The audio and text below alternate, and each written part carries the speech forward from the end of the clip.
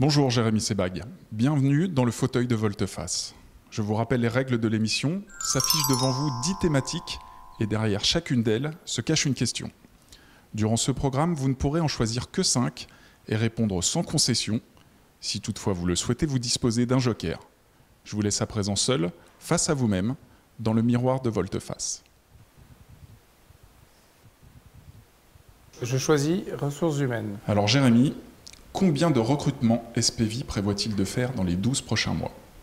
Dans les 12 prochains mois, SPV compte embaucher environ 50% de ses effectifs supplémentaires. Donc nous sommes aujourd'hui 70 personnes et nous ambitionnons d'être à peu près une centaine de personnes d'ici les 12 prochains mois.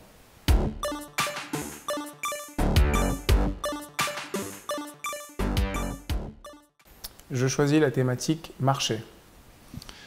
Jérémy, faut-il, selon vous, mettre fin au précompte? C'est une bonne question. Je pense qu'il ne faut pas mettre fin au précompte car ça permet le développement commercial de certains petits courtiers qui aujourd'hui sont dans une situation où le précompte est un moyen pour eux de financer les coûts d'acquisition. Il s'avère que le précompte est un moyen de pouvoir acquérir de nouveaux clients et dans le cadre justement de la résiliation infra-annuelle, ça peut être un frein, ça peut être même dangereux. Notre président de la CSCA l'a évoqué à l'occasion d'une interview que vous avez pu occasionner. Mais ce que je pense, c'est que dans le fond, techniquement, les clients payent la même chose. C'est des chargements qui peuvent être élevés au démarrage, mais qui, d'un point de vue technique, sont linéarisés dans le temps.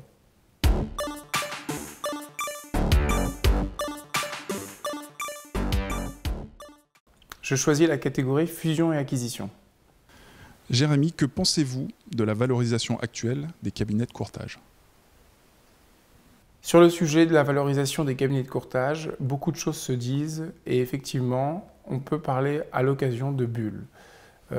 Pourquoi? Parce que les fonds d'investissement ont beaucoup d'argent et s'intéressent significativement aux entreprises d'assurance de par leur modèle économique. Ce que je peux vous dire, c'est que tout dépend en fait des entreprises et de la manière dont les modèles économiques sont gérés.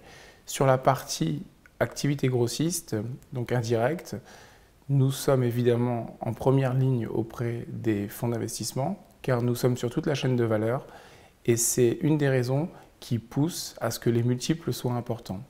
Pour les cabinets plutôt traditionnels qui n'ont pas la même vision du marché et ni le même modèle économique, les ratios et d'ailleurs les fonds d'investissement s'y intéressent un peu moins.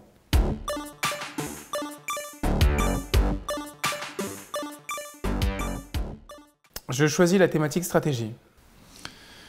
Jérémy, quelle place occupera l'activité IARD dans l'avenir de SPV? C'est une bonne question. L'activité IARD au sein du groupe SPV va être poussée significativement sur les 12 prochains mois. En effet, nous avons des ambitions sur la partie indirecte. Nous allons développer, comme vous avez pu le constater dans le cadre de la multirisque immeuble, 3 nouvelles offres significatives. Nous allons devenir un acteur majeur sur la RC décennale en grossiste. Nous allons devenir un acteur majeur sur les petites RC professionnelles. Et tout simplement, nous allons aussi étoffer la gamme sur des produits professionnels ou entreprises, car nous allons alimenter nos futurs franchisés pour qu'ils puissent répondre à tous leurs clients et à tous leurs besoins.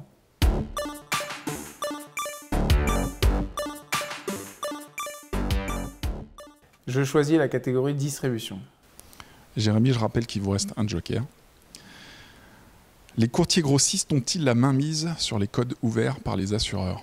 Les courtiers grossistes n'ont pas la mainmise sur les codes ouverts auprès des assureurs, ce pourquoi, au sein de ma fonction syndicale, je me bats au quotidien. C'est la raison pour laquelle nous avons créé les speed dating pour aider les petits courtiers à avoir accès au marché. Mais il faut savoir en fait que dans le cadre des POG et de la DDA, la co-conception nous enracine dans le paysage et les entreprises d'assurance ont des capacités financières significatives et aujourd'hui, c'est plus simple pour elles de passer par des courtiers grossistes pour atteindre un réseau de proximité important plutôt que de délivrer suffisamment de codes auprès de courtiers de proximité qui peuvent être coûteux et pas toujours avec des ROI positifs.